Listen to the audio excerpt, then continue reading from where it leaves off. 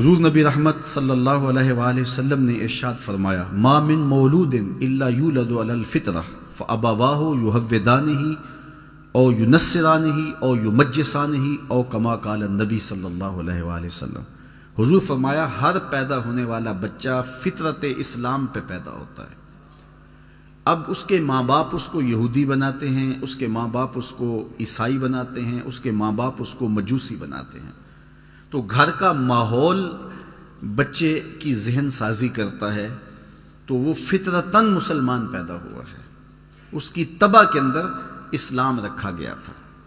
تو ماں باپ کی تربیت اسے جس سانچے میں ڈھالنا چاہے ڈھال دے، مجوسی بنانا چاہے تو مجوسی بنا دے گی، اگر وہ بت پرست ہوں گے تو بیٹا بھی بتوں کو پوجنے لگ جائے گا، ان کی تعظیم بجا لائے گا، اور اگر وہ اسلامی طریقے کے مطابق اس کی تربیت کریں گے اور وہ مسلمان ہوں گے تو بچہ ایک صالح مسلمان کی صورت کے اندر معاشرے کا ایک صالح فرد بنے گا۔ اس لیے بچے کی تربیت کا جوہر ماں باپ کے ہاتھ میں ہے، اور اس میں پہلی درسگاہ ماں کی گود ہے۔ ماں سے بچہ سیکھتا ہے، یہ بات ذہن میں رکھیے گا کہ بچہ سن کر عمل کرنے سے زیادہ دیکھ کر کے نقل کرنے میں زیادہ دلچسپی لیتا ہے، وہ ماں باپ کے کردار کو سیکھتا ہے۔ اس لیے ماں باپ کو اپنے کردار کو اتنا پاکیزہ رکھنا چاہیے کہ بچے اس پاکیزہ ماحول میں پرورش پائیں۔ بہت سارے لوگ آ کے ہمیں کہتے ہیں کہ جناب اس کے لیے دعا کیجئے کہ یہ نماز نہیں پڑھتا، تو میں پوچھتا ہوں جناب آپ پڑھتے ہیں؟ تو وہ کہتا ہے ہاں میں تو نہیں پڑھتا، یہ تو پڑھے۔ تو میں کہتا ہوں یہ کیوں پڑھے؟ تو اگرچہ یہ ہر شخص کی آرزو ہے کہ میری اولاد نیک ہو، ایک چور بھی ایک آرزو رکھتا ہے کہ میری اولاد اللہ کی ولی بنے، لیکن ایسا نہیں ہوتا۔ جو ضابطہ ہے عمومی طور پہ وہ یہی ہے کہ جس طرح کے ماں باپ ہوتے ہیں اس طرح کی اولاد ہوتی ہے۔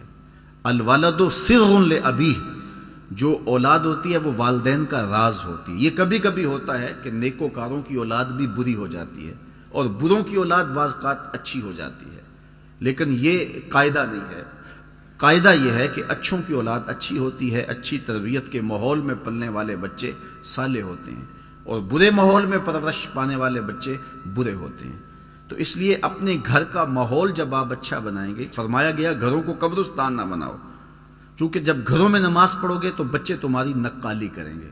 امام غزالی کا بھی قول میں نے آپ کے سامنے رکھا کہ ہر عمل پہلے ریا ہوتا ہے، پھر عادت بنتی ہے اور پھر عبادت بنتی ہے۔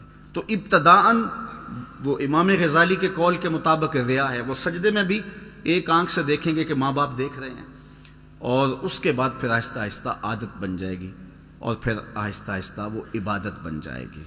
اور یہ بات ذہن میں رہے کہ جو بچے بچپن میں نیک عمل کرتے ہیں، بلوغت کے بعد احکام شریعہ کا نفاذ ہوتا ہے، لیکن جو بچے بچپن میں صالح اور نیک عمل کرتے ہیں ان کا ثواب ماں باپ کے نامہ اعمال میں لکھا جاتا ہے۔ تو دوسری بات کہ اس عمر کی پختگی ساری زندگی ساتھ دیتی ہے۔ تو 7 سال کی عمر میں ہی بچوں کو نماز کی تلقین کی گئی، اور 10 سال کی عمر میں اگر وہ نماز نہ پڑھے تو ان کو سختی کرنے کا کہا گیا۔ ماں باپ اولاد کی صالح تربیت کے حوالے سے بنیادی نقطہ یہ سمجھیں کہ ان کو اگر رزق حلال کھلائیں گے تو پھر ان کی طبع میں خون میں صالحیت پیدا ہوگا۔ جب اولاد کو حرام کھلایا جائے گا تو اس کے اثرات بد ظاہر ہوں گے، اور آپ کی محنت کوشش کے باوجود بھی وہ سدھر نہیں پائیں گے، اس لیے کہ آپ نے ان کو لقمہ حلال نہیں کھلایا۔ تو اپنی اولاد کو رزق حلال کھلائیں، بلکہ انہیں مشکوک رزق سے بھی بچائیں۔ جس طرح ہم دیکھتے ہیں کہ جو ناقص غذا ہے ان کا معدہ خراب کر دیتی ہے، اسی طرح جو حرام غذا ہے ان کے باطن کو خراب کر دیتی ہے۔ اس لیے پاکیزہ اور صالح غذا کا ان کے لیے اہتمام کیا جائے۔ اپنے اولاد کی اچھی کفالت کرو، جو وسعت ہے اس کے مطابق اپنی اولاد کے اوپر جو ہے وہ کشادگی کی جائے۔ میرے حضور علیہ الصلوۃ والسلام نے فرمایا جو تم لقمہ لا کے اپنے اہل خانہ کے منہ میں رکھتے ہو وہ بھی صدقہ لکھا جاتا ہے۔